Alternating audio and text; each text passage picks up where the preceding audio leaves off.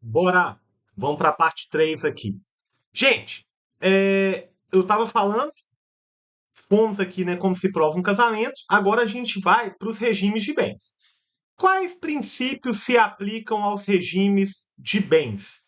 Pessoal, eu trabalhei com vocês quatro princípios principais, né? A gente tem o princípio da autonomia privada, que as partes podem escolher um regime diferente do regime legal, tudo, exceto nas hipóteses do 1641, que aí traz um regime obrigatório. A gente tem o princípio da indivisibilidade de regime de bens, que é a ideia é que eu não posso falar que para um é comunhão e para o outro é separação, não, tem que ter uma igualdade.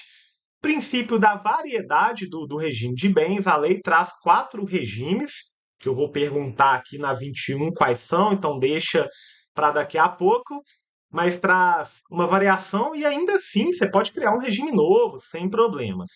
E o princípio da mutabilidade justificada lá do 1639, parágrafo 2º. Olha que interessante esse dispositivo. É admissível alteração do regime de bens mediante autorização judicial, impedido motivado de ambos os cônjuges, apurada a procedência das razões invocadas e ressalvados os direitos de terceiros. Exemplo, teve que casar com o regime obrigatório. Depois superou essa causa suspensiva, quer trocar. Ok, sem problemas. Então é uma hipótese. Quais são as regras gerais quanto aos regimes de bens? Dentro das regras gerais, pessoal, a gente pode mencionar aqui os artigos. A gente menciona aqui os artigos 1640 até lá o 1651 são artigos importantes. Mas vamos aqui mencionar. Primeira coisa, o regime legal de bens é o da comunhão parcial. Se você não escolher, vai de comunhão parcial, já já eu vou explicar ele daqui. A lei exige escritura pública para a realização de pacto antinupcial. Então, se você não quer adotar o regime legal, você vai ter que fazer uma escritura pública. O que qualquer dos cônjuges pode fazer sem autorização do outro? Está lá no 1642 e 1643. Vamos dar um exemplo. Comprar coisas necessárias para economia doméstica, administrar os bens próprios, tudo. Só que em determinadas situações ele vai precisar de autorização do outro. Aí é importante os artigos 1647 e 1648. Exemplo, prestar fiança ou aval. Precisa da autorização do outro. E o 1649 fala que essa falta de autorização, se não for suprida pelo juiz, torna anulável o ato praticado, podendo o outro cônjuge pleitear a anulação até 2 anos depois de terminada a sociedade conjugal. Então, gente, dá uma lidinha nisso daí, né? Dá uma lidinha nisso daí. Trazendo outras regras, administração de bens. Ambos os cônjuges, né? Ambos os cônjuges. Salvo se um deles não puder exercer a administração, tudo aí, obviamente, caberá ao outro. O que é o pacto antinupcial?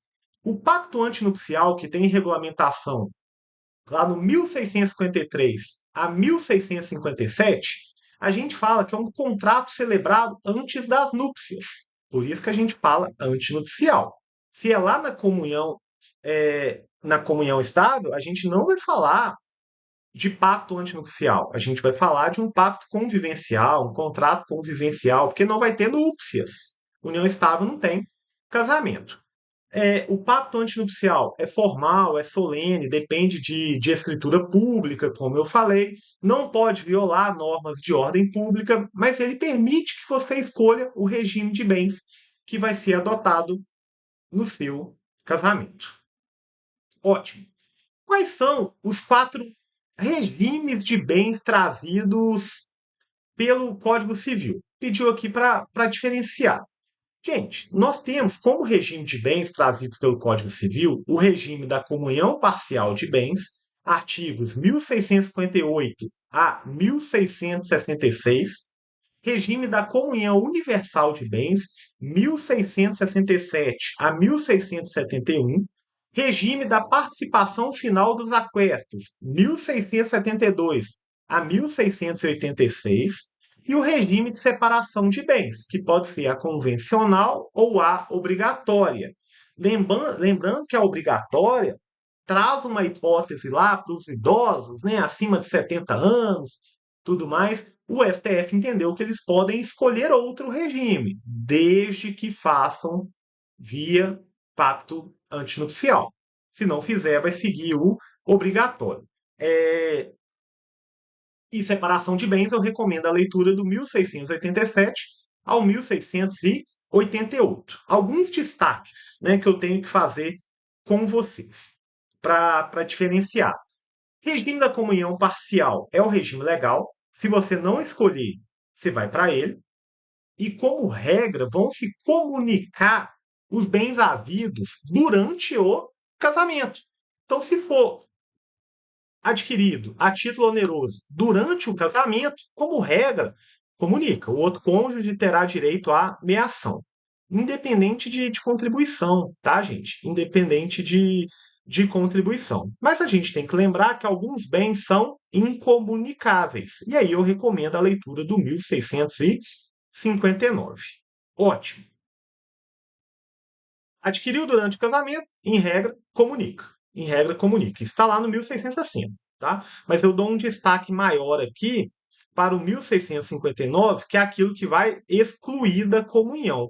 Vamos dar como exemplo aqui, ó, provento do trabalho pessoal de cada cônjuge, ahn, os bens, né, que cada um já possuía ao casar e os que lhe sobrevieram na constância do casamento por doação.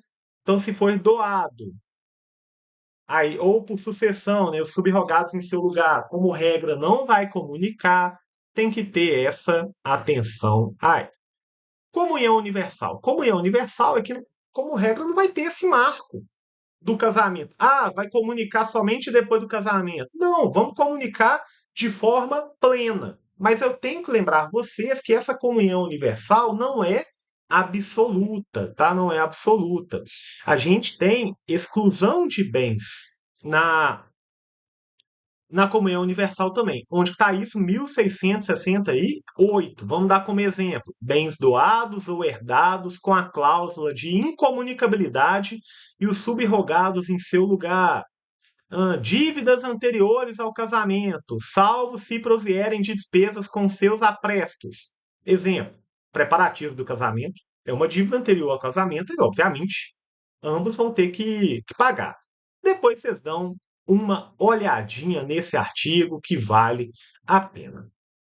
Regime de participação final dos aquestos, pouquíssima aplicação, mas é uma ideia de que durante o casamento predomina regras de separação.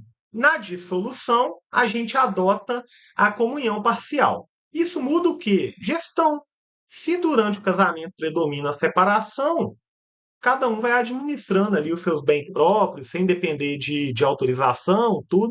Mas caso haja dissolução, a gente vai ter uma espécie de separação. E o regime de separação, que pode ser convencional, aí vai ficar de acordo com o que pactuarem no pacto antinupcial, ou obrigatório. Ou obrigatório. Aí eu recomendo a leitura do 1641 e relembro que para os idosos maiores de 70 anos, é obrigatório, mas não é tão obrigatório assim. Porque a ideia é o seguinte: se eu estiver casando agora, eu não vou e não escolher nada, o regime legal é o da comunhão parcial. Mas vamos supor que agora eu tenho 75 anos. Se eu não escolher nada, eu vou para o obrigatório, que é a separação. Que é a separação obrigatória. Perceberam a diferença? Até 70 anos, se você não escolhe, comunhão parcial. Depois de 70, se você não escolhe, separação. Mas o STF veio, é até recente, né, do ano passado, isso daí, tema 1236 do STF, que ele falou: olha, beleza. Se você não escolher, vai para a separação. Mas você pode escolher. E aí, gente, assim, vale a pena dar uma olhadinha aí no que exclui, no que não exclui e tal. Isso aí é bem cobrado, né? Isso é bem cobrado. Dando sequência aqui, vamos até a 22 nesse bloco, que aí deixa o último bloco só para alimentos. É possível o divórcio direto? Sim, é possível o divórcio direto. E nem sempre foi assim. A gente tinha uma época que o casamento era até indissolúvel. O divórcio nem era permitido. Depois, permitiram o divórcio, mas você teria que passar por uma separação antes. Uma separação de 2 anos, que depois passou para 1 ano. A legislação foi evoluindo. E aí eu recomendo, principalmente, a leitura do artigo 226 da Constituição, parágrafo 6º, porque ele teve alteração. E a redação hoje é: o casamento civil pode ser dissolvido pelo divórcio. Não colocou condicionante, não tem que separar antes para depois ir lá marcar uma audiência para ver se vai divorciar mesmo. Hoje, o divórcio é um direito potestativo, nem depende da vontade do outro. Basta eu querer. Depois a gente discute partilha.